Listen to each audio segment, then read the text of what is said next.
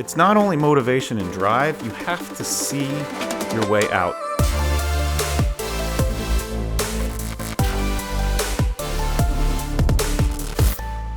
Welcome to the Menlo Experience. I'm your host, Brad Sant, here with Kyle Bach. Fourth quarter's coming up. Q4, baby. Q4. Let's roll. Hit it hard. That's right. When do they say champions are made?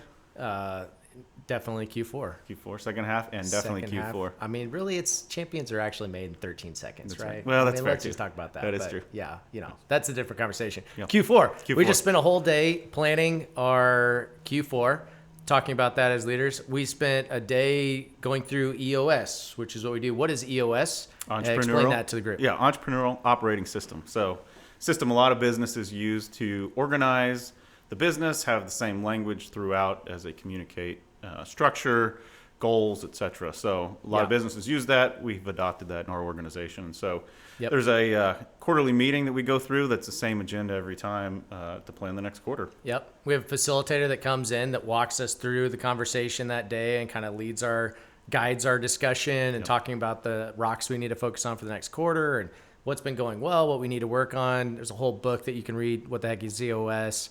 Traction, Gene Wickman, one of them. I think it's Gino. Wickman, G. Wickman. Yeah. Look that up. Yep. But EOS, we spent the whole time talking about rocks and talking about Q4. Yep. And when you think about Q4, what comes to mind?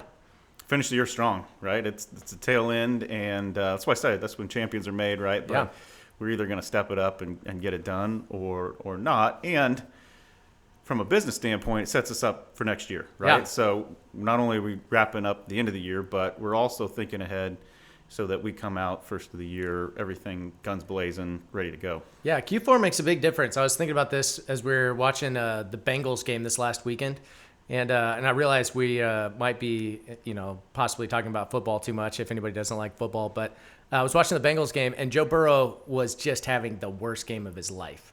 And I'm watching this game only because my fantasy team has Joe Burrow. And I'm watching it, and he really struggled so much so that even at the end of the fourth quarter, the beginning of the fourth quarter, they took him out. And, and so they basically just were throwing their hands up in the air at the end of the fourth quarter and just saying, better luck next week, right? And we're just going to start over. He's the highest paid quarterback in the league. It's not like he's going anywhere. But they basically just kind of slowed down, right, and gave up towards the end. Why is Q4 so critical, and why is it so different? Why is it hard? Well, real quick, the story, if you watch the Jets-Bills game too. Yes. Every Jets fan in that stadium was silent, thinking the game was over, right? And Aaron Rodgers is out on the third official play of the game. Drive. First drive, all that. But if you look at it, the Jets kept pushing, and a game eventually went into overtime. But fighting till the end kept them in the game and ultimately winning, even without a key player. So I think that's the same for us in a lot of ways, is pushing hard to the end definitely helps bring home your goals and what your focus points were. And hopefully by the end of the year, maybe you even exceed those goals. It's a time when a lot of that's determined, right? Yeah. But again, I'm very much a forward thinker as well. And ending the year on a good note tells you or helps you really start the year on a high point and be prepared. Yeah, it really builds that momentum towards the next year. Right. It's funny because with New Year's resolutions and things like that, you always think about like reset. Like, well, I failed at this, or I wasn't doing well at this, so I'm resetting. I'm setting an exercise goal, right? Because I haven't been exercising. The irony of that is, what if you just won the fourth quarter and you carried that momentum into the first quarter of next year, rather than waiting for the first quarter for those goals? Do you do resolutions? I never do resolutions. Either. No, I just set goals in life, and I strive towards those. But I don't wait for the first of a year to do that. And so it's that type of momentum, and momentum swings can be huge in the fourth quarter also, right? And so how important is momentum? How do you see that even in business? How have you seen momentum through the years at Menlo, K-12 ITC? How have you seen momentum in the company? Well, the old phrase is winning begets winning. So, if you can start or keep that momentum up and having a winning mindset, abundance mindset, you're going to keep driving and moving forward. I think a lot of that is mental. We've talked about that on the podcast as well. But same thing, momentum can swing to a negative form and all that other stuff. And really, that's when you pull your mental toughness out and pull your big boy pants up and get to work. Tell me and some of knock the it out things stuff. that you've seen that have been like momentum killers, or just, what are some of those things that are the opposite? What's the opposite of momentum? Well, I think you go into the day. I mean, it happens on a daily basis, right? Yeah. I had this today, Yeah. right? You go in, everything's going great, and then middle of the day, you're hit with something that most people never see in the business, but just kind of a off the wall, didn't see coming, and we probably lose a deal because of it. Yeah. And you thought everything was going great, but it's one of those things that really somewhat out of our control, but that's just swinging the momentum. Yeah. But we got to turn it around. We've got to make sure. And I think when that's happening, the discipline to make good decisions is critical, right? Because when you're down or when momentum's sliding, maybe you just pull quarterbacks out or you start throwing Hail Marys or whatever. Staying disciplined and keeping on the long-term vision and focus is critical at those times. And it's hardest at those times, right? I mean, that's that's why you look at like fourth quarter comebacks, or even, it was episode 6, I think, for quarterback, when you've got Kirk Cousins with the biggest, upset comeback of all time in NFL history last season. And, 33 points down. And it's, at halftime, one of the guys, I noticed this for the first time, I rewatched it this week. I noticed that one of the guys came up to him at halftime in the locker room and said, all we need is 5 touchdowns. And they were down 33-0 at half.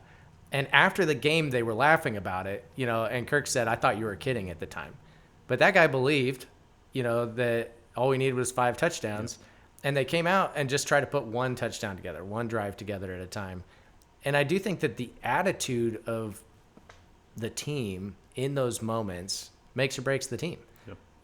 I was on the sideline for the K-State. I'm a K-Stater. I was on the sideline for a K-State football game. If they win the Baylor game, I don't know what year this was, but it was a while ago. You're old. Yeah, I'm old. When they won the game, if they won the game, it's at Baylor. I'm on the sideline, standing next to the players. If they win that game, they're likely in for national championship game that year. That was the year Colin Klein was, up for Heisman and everything like that. And they just fell apart. And they not only fell apart, this no-name player, RG3, just had his breakout game, for Baylor at the time. But they not only fell apart just as a team and lost the game, they mentally were falling apart. Players were falling apart on the sideline. And I was standing like really close to players that were just losing their mind. And it was just not even rational at that point anymore. And I think that there's this mental toughness that showed up in Kirk Cousins and the entire team, when they're coming back from 33-0. They're just putting one set of success, one chunk of play at a time together. And I think in business, it can be easy to coast in that fourth quarter. And, it hasn't been working, or this has been what it is. How do you reset that? How do you build that mental toughness?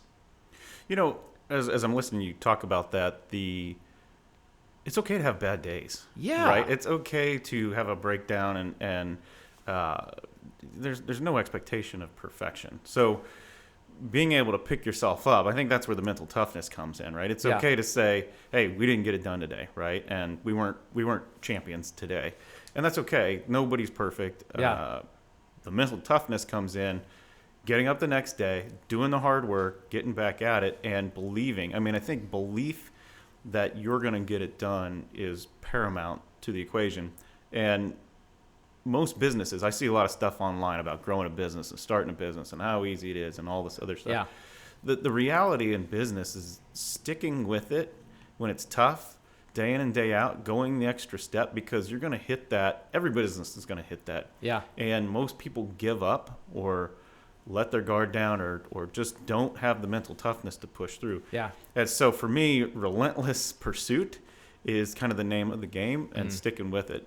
But it's all about getting your mind right, getting up the next day and getting back at it. And I had a coffee meeting this morning with somebody, and that individual had a rough day yesterday. He was telling me a story, and he was talking to himself, which I think even psychologists will tell you that talking to yourself can be a good thing sometimes. That's why you get coffee with other people, to talk to yourself. Talk to yourself, right, yeah. right. I mean, but makes sense. Yeah, so he was talking to himself and saying, look, today's a new day.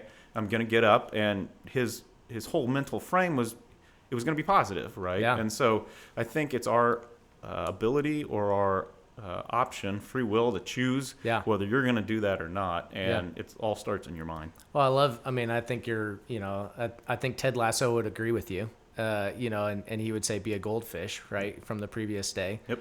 And, have the shortest, memory span, and I would love to know if that's actually scientifically proven I have no or not. idea, but it's on the show and it's good. Or if it's now like just a t-shirt slogan, but be a goldfish.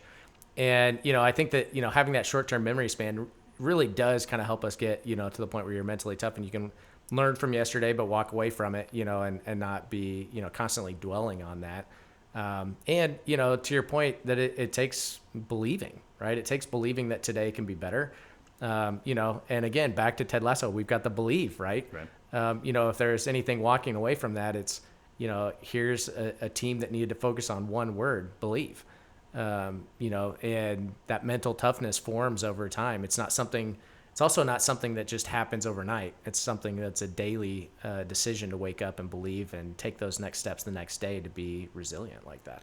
So we talked about momentum. We talked about fourth quarter. Yeah. Third quarter goal, we talked a lot about extreme ownership and coming out of that. So you were in a meeting. What's on the horizon for Q4 for us? Yeah, so Q4, we've got a number of different rocks set up. We're really looking at, as a company, just looking at the metrics that we've been tracking, the game tape, and really assessing, how can we get to the next level of performance as a team.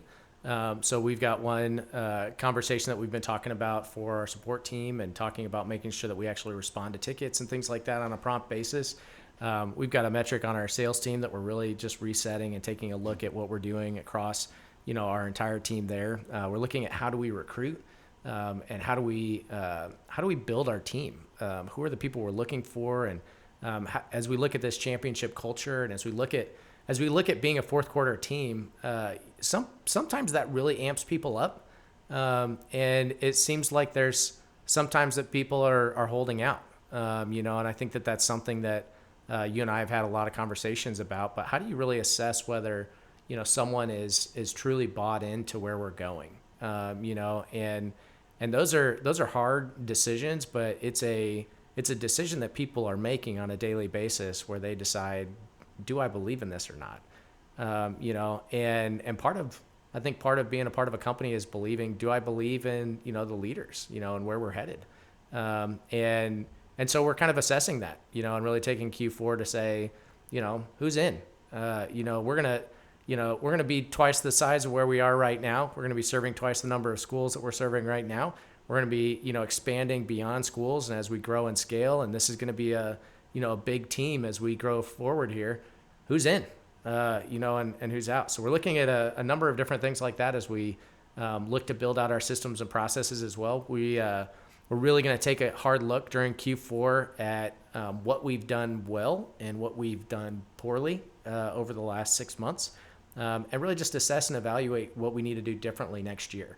And so it's going to be I'm excited. I was just having a conversation with Shane today, and we were talking through just installation and how do we improve processes and systems, and was talking with him about, okay, when your team is twice the size you are right now, do you have the systems in place to be able to manage at a high level, and to be able to lead your team and know what's going on? And I love Shane, and he's a great example of that extreme ownership and, thinking through the details of that. So it's going to be a fun Q4. And as you look at Q4, what's on your radar? You mentioned something that triggered my mind, and especially in business, I think Q4 is an opportunity for reflection, right? So to take a step, take a moment, and you and I have talked. We're going to do a little off-site, just Q4 reflection before we go into the new year as kind of leaders. But it's an opportunity for us to say, hey, there's a lot of things we did well this year, and it's easy to pass those up when you're focused on getting better and moving forward and growing.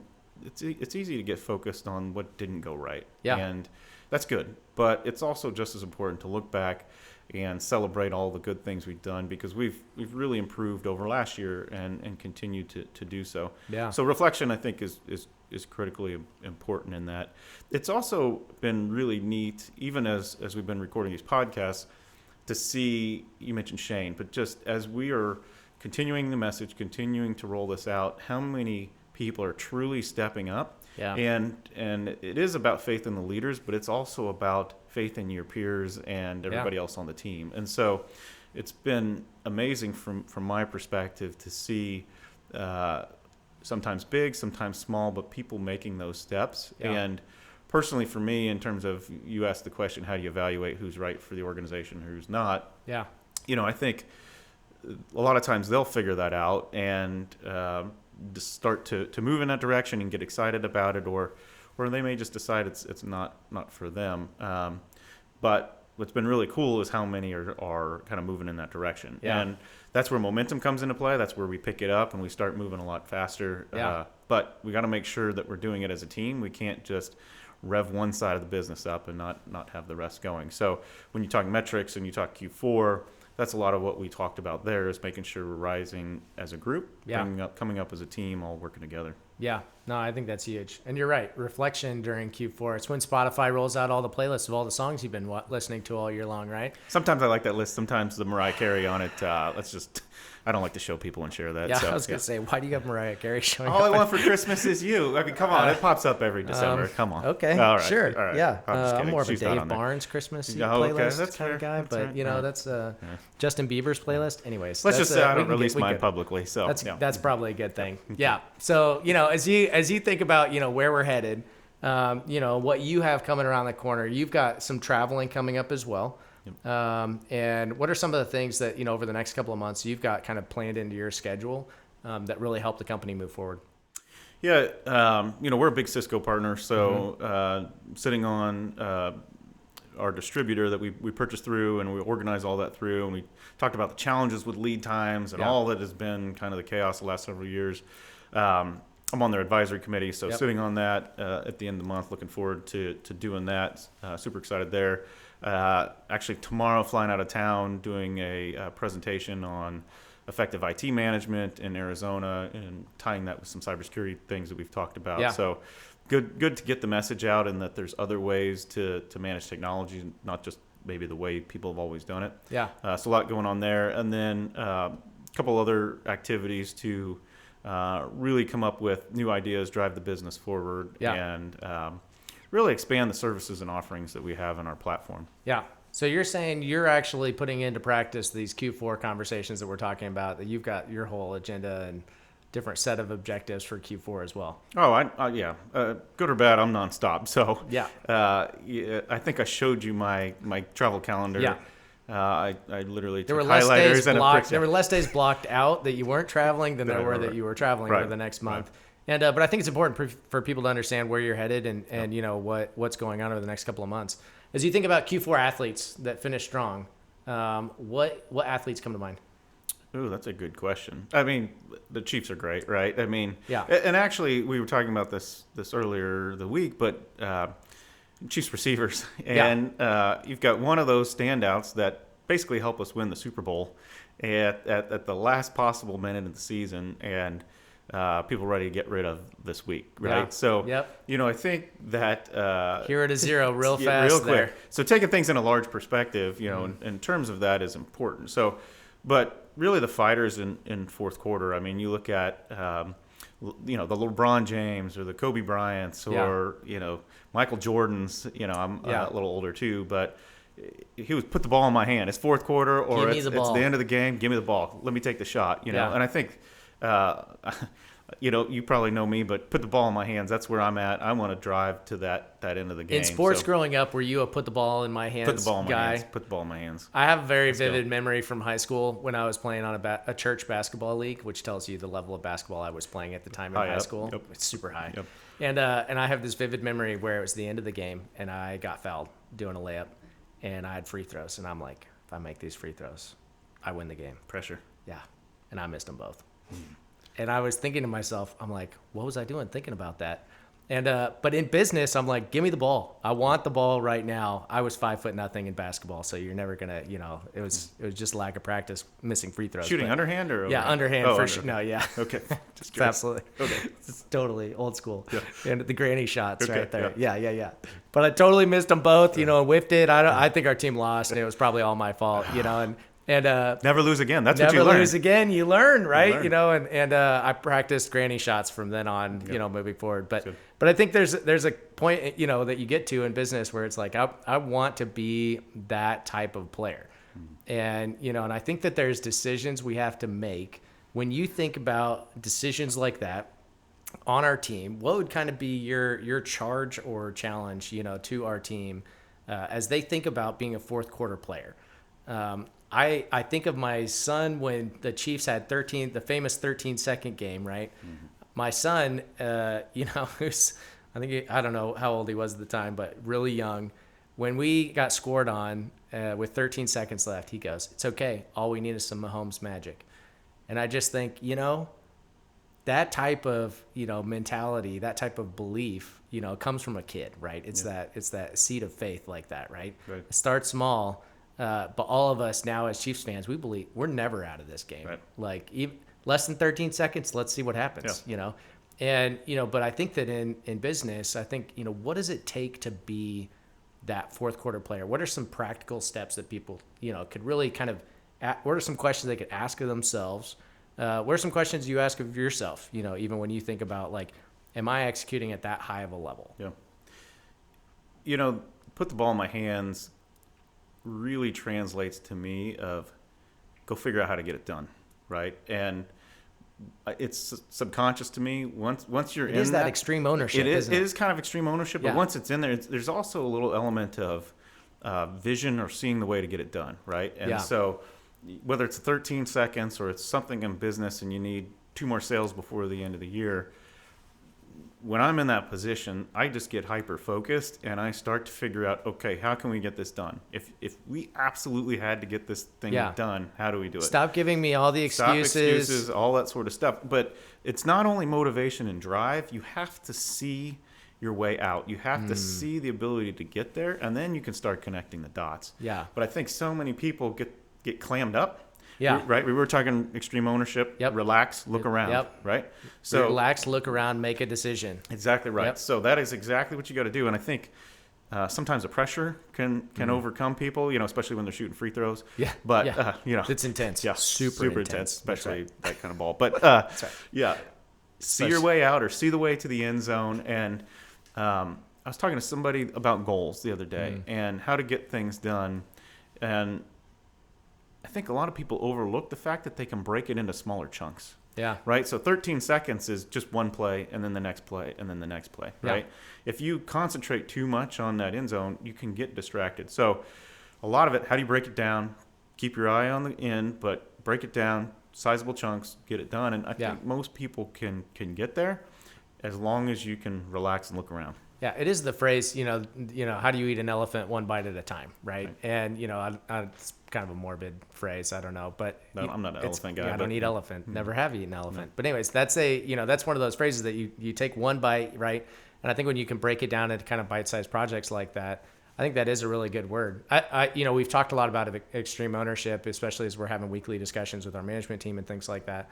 One of the things I think I've noticed, and I think we talked about this last week in that discussion, was extreme ownership isn't only it's all my responsibility as the leader, right? That it all rises and falls on leadership. It's not only that, it is that, but it's more than that. An extreme ownership, to your point, is okay. Relax, look around, make a decision. How do we go from where we are? If we need 2 more sales, rather than kind of throwing up our hands and waiting until next season, right? It's okay. What steps could I take today towards achieving that, right? What could I do differently today? How might we achieve this? Rather than, I've got a good friend who even he always discourages people from saying, how should we do this? And he always, anytime you hear should, it implies there's a right or a wrong. And a lot of times there's not. There's, how might we be able to do this? And that's, shout out to Larry Cox, but that's really, one of the things he talks about over and over again is how might we hit this goal? And I think it is something you just see really visibly in sports at times, because all they can do is take one play at a time. Yep. In business, it's so easy to look at the forest, and miss the trees, right? Yep. And I think that comes into play a lot. And so, so when pressure is high, you want the ball. Athletes come to mind. Well, I think this does dovetail. You were talking extreme ownership, and to your point, that doesn't mean it's all on you, but I think extreme ownership is owning the outcome, right? Yeah. And so, put the ball in my hands. I am fully happy to own the outcome, right? I mean, it's a heavy responsibility, but I think that the leader out in front is wanting to own that outcome. Yeah. Now, that's not to say other people aren't involved in achieving the goal and achieving the result, but somebody ultimately has got to be accountable for that outcome. And, maybe it's a little sickness, but I love it. Give the ball to me, and we'll do that. But that doesn't mean I want to have the ball all the time, right? I want to share that around and all of that. But given the situation, I'm happy to step up and get that done. So yeah. How important is the interaction between the leader and the team in the fourth quarter like that? Well, huge. But what I'd also say is if you're trying to get that communication together fourth quarter, it's a little too late, right? You got to be building that and on the same page way before the final moments of the game, right? Because it needs to be second nature at that point. Yeah. Right. Let's say it's not, and let's say you need a team reset. How do you do a team reset in the fourth quarter? I think they call those timeouts. Timeouts, huh? Take a timeout. Yeah. Recollect your thoughts. Yeah. Get everybody on the same page. Come up with a new play. Yeah. Maybe go spin in some circles like the Chiefs do on certain plays. But, I think it takes a leader, right? You look at football, they manage the clock, right? When's the right time to take the timeouts and all that. Maybe it's to delay the game. But also, as a leader, you have to see when things aren't on the same page, when things aren't something's out of sync, right, and make that call to take the time out. In business, I think it's we've got daily stand-ups that we do, and in a way, it's a forced timeout for us to make sure we're all on the same page and we're all talking. And sometimes those are just as important in a forced timeout schedule because you all get busy and you're all going different directions and nobody takes the time to do that. And then you go 5 days and you haven't really talked to each other and you're not on the same page. So I know sometimes people get a little sick of stand-ups and maybe hate the rigidity of that, but really it's a forced timeout from my perspective. Yeah, it's a daily timeout. It's the huddle before the drive, right? It's the huddle before the play. And, I was thinking about that as we're talking about fourth quarter here, and I was like, why are we talking about football so much? We could talk about basketball, but you can't really talk about soccer. You and I are both soccer fans. We can't really talk about that. Because you've got two halves. Yeah. That doesn't work. Yeah, it doesn't work. And you can't talk about hockey because you got periods, and that's a whole different conversation, or you got three of them. How do you even divide What's that even map? halftime on that? Is there a halftime or is it intermission? What do you call it in between? I think it's intermission. Is there something? Yeah, is there a name for that? I think it's intermission. I don't really know. but, I'm not a hockey guy. Yeah, really it's about finishing strong. It doesn't really matter. I mean, that's what we were talking about, what you call it, I guess, right? Yeah. Whether it's the end of the half, the third period, right? Yeah. It's about finishing strong, and you can play as strong a game as you want the first half of the year.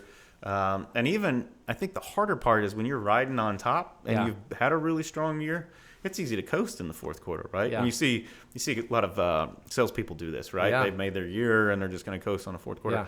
I absolutely despise that, right? Yeah. Finish strong, right? That's what we need to be driving to the end, all of that. Take a quick break at the end of the year, and then we get back at it. And once, that can sound kind of exhausting. I think if you're listening on the podcast and kind of hearing me talk about this, it's like, good Lord, when do we catch a break? Right. But what you do, right, is you build toughness. You build, I always think of when we used to get in shape running lines in basketball, right? Well, you're building up your tolerance. You're building up your lung capacity, all that sort of stuff. Over time, you can do more and more and more than you ever thought possible. Yeah. I got a text randomly the other day from a guy that I haven't talked to 4 or 5 years probably. And he said, what's the one thing, he saw this podcast on LinkedIn. He said, what's the one thing that you would say stood out to you or you learned the most in business? Yeah. And I think it applies to what I've learned, but also what everybody should take home as well. And that is you are capable of way more than you think you are. So most people will put mental restrictions or ceilings, but people are capable of way more than they think they are. Yeah. And so some of that takes time to build that up, but each win, each time you elevate, as we've talked about, you just start ratcheting that up. And, I think people can take a look back and see, wow, look at what we've accomplished. Yeah. Game of business, man. Game. It's got to stay strong, got to keep at it. But any closing comments for fourth quarter? Let's go. I'm ready. This is gonna be a fun quarter. I think I'm excited for where the team's at, and we're gonna hit it strong. Let's go. I love Q4, it. baby. Q4, and this is the Menlo Experience. Let's go. See you next time.